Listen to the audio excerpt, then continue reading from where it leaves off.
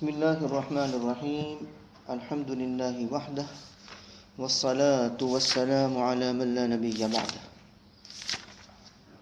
أما بعد، أعوذ بالله من الشيطان الرجيم. بسم الله الرحمن الرحيم. بشر المنافقين بأن لهم عذابا أليما الذين يتخذون الكافرين أولياء من دون المؤمنين أيبتغون عندهم العزة فإن العزة لله جميعا وقد نزل عليكم في الكتاب أن إذا سمعتم آيات الله يكفر بها ويستهزأ بها فلا تقعدوا معهم حتى يخوضوا في حديث غيره إنكم إذا مثلهم إن الله جامع المنافقين والكافرين في جهنم جميعا. آمنت بالله صدق الله مولانا العظيم وصدق رسوله النبي الكريم ونحن على ذلك لمن الشاهدين والشاكرين والحمد لله رب العالمين. قابل احترام بزرگوں اور عزیز دوستوں اور ریسیور سے سننے والی میری محترم ماں بہنوں، سورہ نساء کی آیت نمبر 138 سے لے کر کے 140 تک پڑھی گئی ہیں. پہلی دو آیتوں کا ترجمہ دیکھتے ہیں. خوشخبری سنا دیجئے منافقین کو کہ ان کے لیے دردناک عذاب ہے. کون منافقین؟ الذین یتخذون الکافرین، یہ منافقین کی صفت ہے یا اس سے بدل بن رہا ہے؟ وہ منافقین جو بناتے ہیں کافروں کو اپنا رفیق، اپنا دوست مسلمانوں کو چھوڑ کر، کیا وہ ان کے پاس عزت چاہتے ہیں؟ سو بے شک عزت اللہ کے لیے ہے ساری کی ساری. یہ تو آیات کا ترجمہ ہوا. پیچھے ایک قول کے مطابق منافقین کا ذکر تھا. یا ایھا الذین آمنوا باللہ ورسولہ، یعنی یا ایھا الذین آمنوا باللسان آمنوا بالقلب. تو وہ لوگ جو آمنوا باللسان ہے، دل سے ایمان نہیں لائے، منافقین ہیں. ان منافقین کی سزا کے بارے میں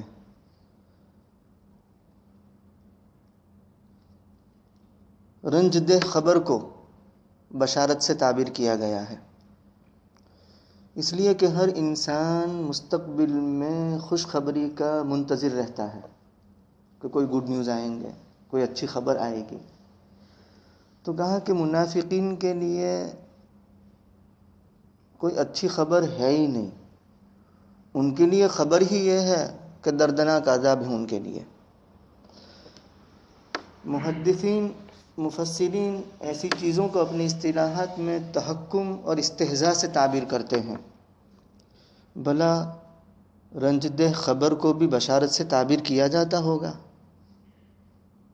کوئی اچھی خبر ہو اس کے لیے بشارت کا لفظ استعمال ہوتا ہے.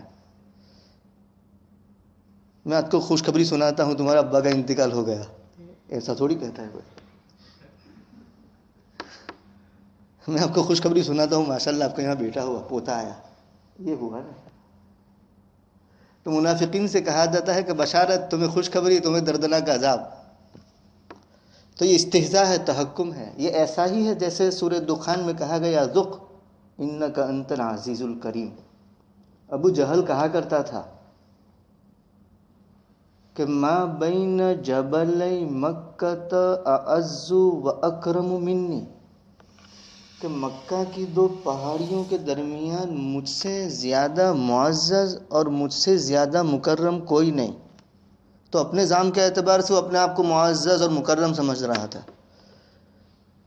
تو آخرت میں عذاب دیا جا رہا ہے اور کہا جا رہا ہے کہ ذق انک انت العزیز الکریم، چکھ، تو بڑا معزز مکرم تھا.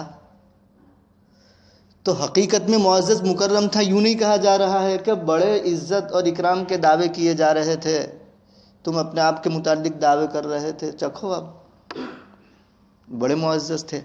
تو یہ استہزان، تحکمن، سخریتن. حضرت شعیب علیہ السلام کی قوم، جب شعیب علیہ السلام نے ان کو روکا ناپ تول میں کمی سے، تو ان کو یہ نصیحت ہضم نہیں ہوئی. تو شعیب علیہ السلام کو از راہ استہزاء اور تمسخراً کہتے رہے ہیں کیا؟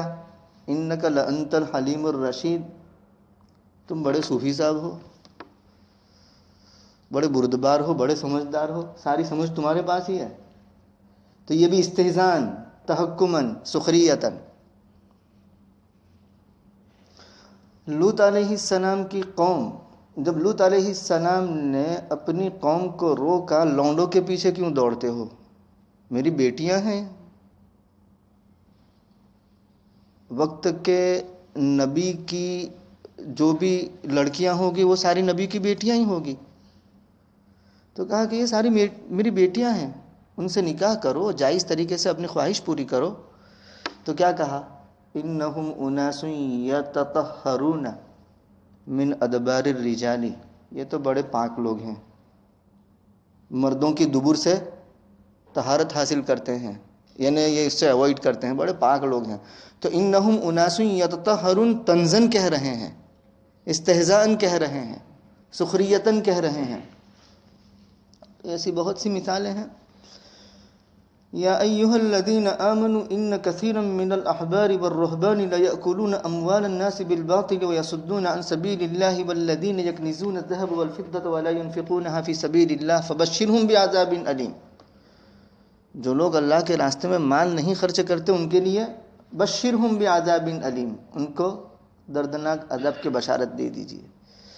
تو ایسی بہت سی مثالیں ہیں جس کو مفسرین اپنی اصطلاح میں استہزاءً، تحکماً، سخریتاً، یعنی ان کے مذاق اڑانے کے طور پر کہا جا رہا ہے. اب کون منافقین ہے؟ وہ لوگ جو کافرین کو اپنا رفیق بناتے ہیں مؤمنین کو چھوڑ کر. کافرین کو اپنا رفیق بنانے کے پیچھے منشا کیا ہے، وجہ کیا ہے؟ تو کہا کہ کافر اور مشرک کا جتھا بڑا ہے، ان کے پاس قوت ہے، دبدبہ ہے، رعب ہے، سطوت ہے. تو یہ منافقین یوں چاہتے ہیں کہ اگر ان سے ہم نے دوستی کر لی تو ہماری عزت بھی بڑھ جائے گی، ہم بھی باقوت سمجھے جائیں گے، ہم بھی باشوکت سمجھے جائیں گے، ہم بھی باسطوت سمجھے جائیں گے. تو اللہ تبارک و تعالیٰ فرماتے ہیں ایبتغون عندہم العزت، عزت کے خواہاں ہونے کی وجہ سے ان سے دوستی گانٹھتے ہیں. ان کے پاس خود عزت نہیں ہے تو ان سے تمہیں عزت کیسے ملے گی؟ کیونکہ معزز تو وہ ہے جسے اللہ عزت دے. اللہ تبارک و تعالیٰ کی جانب سے ان کو عزت نہیں ملی، مشرکین کو، کافرین کو، تو ان کے پاس سے عزت تمہارے پاس کیسے منتقل آئے گی؟ سنو، اگر عزت کے خواہاں ہو تو فَلِلَّهِ الْعِزَّةُ وَلِرَسُولِهِ وَلِلْمُؤْمِنِينَ، عزت تو صرف اللہ کے لیے ہے، اس کے رسول کے لیے ہیں اور مؤمنین کے لیے ہیں. تو عِزُّ مَن تَشَاءُ وَتُذِلُّ مَن تَشَاءُ، اللہ رب العزت جسے چاہے عزت دیتے ہیں، جسے چاہے ذلت دیتے ہیں. تو فَإِنَّ الْعِزَّةَ لِلَّهِ جَمِيعًا، عزت ساری کی ساری اللہ تبارک و تعالیٰ کے لیے ہے. تو ان سے عزت کے خواہاں ہو کر کے ان سے دوستی نہ گانٹھیں، ان کو اپنے رفیق نہ بنائیں.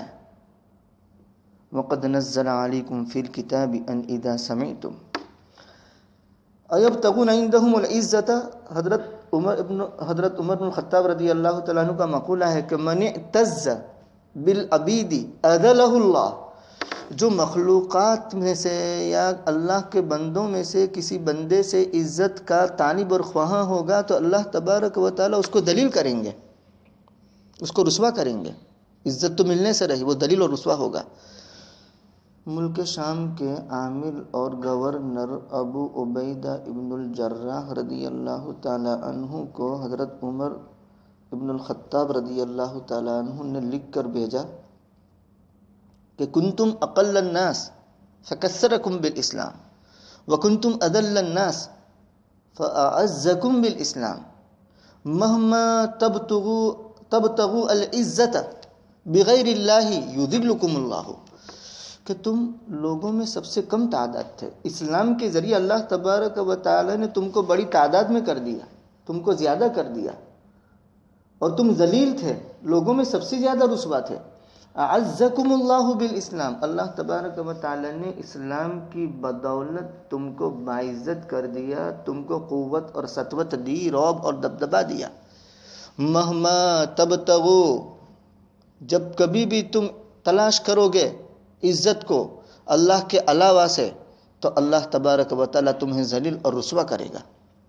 اب یہاں عزت سے دو عزت مراد ہو سکتی ہیں، ایک تو اخروی عزت، دوسری دنیاوی عزت۔ جہاں تک اخروی عزت کا تعلق ہے تو پھر یہ عزت صرف اور صرف رسول اللہ صلی اللہ علیہ وسلم اور مومنین کے لیے خاص ہوگی، کیونکہ آخرت میں مشرکین اور کفار کے لیے قطعاً کوئی عزت نہیں ہے، یہ قطعی فیصلہ ہے، وہاں ان کے لیے رسوائیاں ہیں، عذابات ہیں، ذلتیں ہیں، خواری ہیں۔ تو اگر اخروی عزت مراد لی جائے تو اس سے خاص عزت ایمان والوں کے لیے ہوگی، اور اگر دنیاوی عزت مراد لی جائے تو دنیا میں ہم دیکھتے ہیں کہ کبھی کبھی مومنین مسلمان ذلیل اور رسوا ہوتے ہیں، تو ایک عبوری دور ہوتا ہے، عارضی طور پر وہ حالت ہوتی ہے، یا اتفاقی حوادثات کی وجہ سے وہ ذلت اور رسوائی سے ہمکنار ہوتے ہیں۔ اس کو چھوڑ کر اگر مسلمان صحیح معنوں میں مسلمان بن کر رہے تو اس دنیا میں بھی سطوت، شوکت، غلبہ، رعب اور دبدبا مومنین کے لیے ہیں۔ اور مسلمانوں کی آنکھوں نے اور چشم فلک نے اس بات کو دیکھا کہ ایک وقت، ایک زمانہ تھا کہ مومنین باعزت تھے، کیوں؟ اس لیے کہ وہ حامل قرآن تھے۔ مومنین باعزت تھے، کیوں؟ اس لیے کہ وہ حامل اور عامل شریعت تھے۔ تو جب تک مسلمان صحیح معنوں میں مسلمان ہو کر رہیں گے تو دنیا میں بھی ان کے لیے سرخروئی، سرفرازی اور عزتیں ہوگی۔ ہاں، وقتی طور پر کوئی ذلت آ جائے وہ بات الگ ہے، لیکن انجام کار عزت مومنین کے لیے ہوگی، یہاں تک کہ جب دنیا ختم آنے کو ہوگی تو اس وقت عیسیٰ علیہ السلام آئیں گے تو اس وقت بھی عزت کس کو حاصل ہوگی؟ مومنین کو حاصل ہوگی، رعب اور دبدبا مومنین کو حاصل ہوگا۔ وَقَدْ نَزَّلَ عَلَيْكُمْ، اللہ تبارک و تعالی نے حکم نازل کیا تم پر کتاب میں، یہ کہ جب تم سنو اللہ تبارک و تعالی کی آیتوں کو، اس کا انکار ہوتے اور استہزاء ہوتے، یعنی مذاق اڑایا جا رہا ہو، تو تم مت بیٹھو ان کے ساتھ یہاں تک کہ وہ مشغول ہو جائے اس کے علاوہ دوسری بات میں، تب تو تم بھی ویسے ہی ہو جاؤ گے، یعنی اگر بیٹھے رہو گے ان کے ساتھ تو تم بھی ان کے شریک سمجھے جاؤ گے۔ بے شک اللہ تبارک و تعالی جمع کرنے والا ہے، اکٹھا کرنے والا ہے منافقین اور کافرین کو جہنم میں ایک ساتھ۔ نزل علیکم فی الکتاب سے اشارہ ہے اسی کتاب قرآن کریم کے اندر مکی صورت جو نازل ہوئی، وَإِذَا رَأَيْتَ الَّذِينَ يَخُوضُونَ سورہ انعام آیت نمبر 68، اس میں اللہ تبارک و تعالی فرماتے ہیں وَإِذَا رَأَيْتَ الَّذِينَ يَخُوضُونَ فِي آيَاتِنَا فَأَعْرِضْ عَنْهُمْ حَتَّى يَخُوضُوا فِي حَدِيثٍ غَيْرِهِ وَإِمَّا يُنْسِيَنَّكَ الشَّيْطَانُ فَلَا تَقْعُدْ بَعْدَ الذِّكْرَى مَعَ الْقَوْمِ الظَّالِمِينَ۔ تو وہ مکی آیت ہے، وہ مکی صورت ہے، وہ آیت پہلے نازل ہوئی، اور وہاں استہزاء جو کرتے تھے وہ مشرکین تھے اور کافرین تھے مکۃ المکرمہ کے۔ اب یہاں مدینہ منورہ کے یہود جو استہزاء کر رہے ہیں اس کی طرف اشارہ کیا جا رہا ہے۔ اب یہ مدینہ منورہ کے جو یہود استہزاء کر رہے ہیں ان کے ساتھ اگر منافقین شامل ہو گئے اور کمزور مومنین شامل ہو گئے تو کہا کہ تم بھی ایسے ہی شمار کیے جاؤ گے۔ تو وَقَدْ نَزَّلَ عَلَيْكُمْ فِي الْكِتَابِ، اتارا حکم اللہ تبارک و تعالی نے تم پر کتاب میں۔ کیا حکم اتارا؟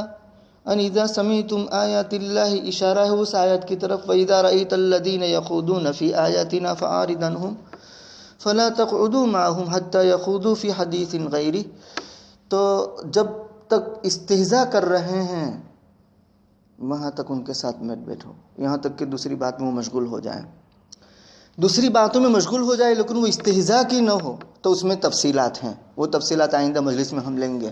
لیکن سر دست اتنی بات سمجھ لیں کہ مکی آیت کو مد نظر رکھتے ہوئے مطلقاً یہ حکم ہوگا کہ چاہے استہزاء کے بعد، یعنی استہزاء تو ختم ہو گیا، اس کے بعد بھی باتیں چل رہی ہے، تو جب تک وہ باتیں ہیں اگرچہ استہزاء نہیں ہے تو اس کی عمومیت کو لیتے ہوئے یہی حکم لگایا جائے گا کہ اگرچہ استہزاء نہیں ہو رہا ہے لیکن باتیں وہ ہو رہی ہے، کوئی دوسری بات نہیں ہے، تب بھی ایسی مجلس میں شرکت نہیں کی جائے گی۔ تو آیات الہیہ کے اندر جھگڑا اس آیت میں جو مذکور ہے تو اس میں کفر اور استہزاء داخل ہے، لیکن اس کے ساتھ یہ بھی شامل کر لیا جائے گا کہ کوئی مجلس میں قرآن کریم کی آیات جو ہیں ان آیات میں تحریف معنوی کر رہا ہے۔ تحریف معنوی کا مطلب یہ ہے کہ رسول اللہ صلی اللہ علیہ وسلم اور صحابہ کرام رضوان اللہ تعالیٰ علیہم اجمعین اور اجماع امت اور سلف صالحین سے قرآن کریم کی جو تفسیر منقول ہے اس کے خلاف وہ تفسیر کر رہا ہے، اس سے ہٹ کر وہ تفسیر کر رہا ہے، وہ بھی اس میں شامل ہے۔ کیونکہ عبداللہ ابن عباس رضی اللہ تعالیٰ عنہما سے منقول ہے کہ دخل فی هذه الآیت کل مبتدع وکل محدث فی الدین، کہ اس آیت میں ہر وہ شخص داخل ہے جو دین میں بدعت ایجاد کرنے والا ہو اور دین میں اپنی جانب سے تحریف کرنے والا ہو اور تحریف معنوی کا شکار ہو، وہ سب اس میں شامل ہیں اور داخل ہیں۔ اسی سے یہ مسئلہ لیا گیا ہے کہ تفسیر بالرائے کرنے والے کی مجلس میں اور اس کے درس قرآن میں شرکت کرنا جائز نہیں ہے۔ تفسیر بالرائے کا مطلب یہ ہے کہ سلف صالحین سے جو تفاسیر منقول ہیں اس کا کوئی بندہ پابند نہیں ہے اور اپنی جانب سے تفسیر کر رہا ہے سلف صالحین سے ہٹ کر، تو ایسوں کی مجلس میں یا ایسوں کے درس قرآن میں شرکت کرنا نص قطعی کی وجہ سے ناجائز اور گناہ کا کام ہوگا۔ اور اس کی وجہ یہ ہے کہ جیسے ناجائز بات کا زبان سے کہنا ناجائز ہے، ایسے ہی کانوں سے سننا بھی ناجائز ہے۔ وَسَمْعَكَ، سن، اپنے کان کی حفاظت کر، ان سماع القبیح، قبیح بات کے سننے سے، کَصَوْنِكَ اللِّسَانِ عَنِ النُّطْقِ بِهِ، جیسے کہ تم اپنی زبان کی حفاظت کرتے ہو اس کو زبان پر لانے سے، اس کو بولنے سے، تو جیسے زبان سے غلط بات کا کہنا غلط ہے اور گناہ کا کام ہے، ایسے ہی ایسی تفسیر کا سننا کہ جو سلف صالحین سے ہٹ کر ہو وہ بھی گناہ کا کام ہوگا، کیونکہ سننا اپنے اختیار سے ہوا، اس میں شرکت کرنا اپنے اختیار سے ہوا تو گناہ ہوگا، لہذا وہ بھی اس میں شامل ہوں گے۔ انکم اذا مثلہم، اگر ان کے ساتھ بیٹھے رہے تو تم بھی ایسے ہی ہو جاؤ گے۔ جب ایسے ہو گئے تو قدر مشترک علت یہ نکلی کہ استہزاء ان کا بھی، استہزاء تمہارا بھی، یہ الگ بات ہے کہ نوعیت الگ الگ ہے، ان کا استہزاء کفرن ہے اور تم تو یعنی کسی نہ کسی درجے میں ایمان رکھتے ہو تو تمہارا استہزاء فسقن سمجھا جائے گا، فسوق سمجھا جائے گا، لیکن تاہم اس علت مشترکہ کی وجہ سے لِأَنَّكُمْ اجتمعتم فی الدنیا علی الکفر والاستہزاء فاجتمعتم فی الآخرۃ فی النار، تم دنیا کے اندر استہزاء اور کفر پر جمع ہو گئے تو اس علت مشترکہ کی وجہ سے آخرت میں بھی جہنم کے اندر جمع ہوں گے، آگ کے عذاب میں سب جمع ہوں گے۔ اللہ ہم سب کی حفاظت فرماوے اور ہمیں سلف صالحین کا پابند رکھیں تفاسیر میں اور دروس قرآن میں اور دروس حدیث میں، اللہ کہنے سننے سے زیادہ قابل عمل باتوں پر عمل کرنے کی توفیق عطا فرمائے۔ وآخر دعوانا الحمدللہ رب العالمین۔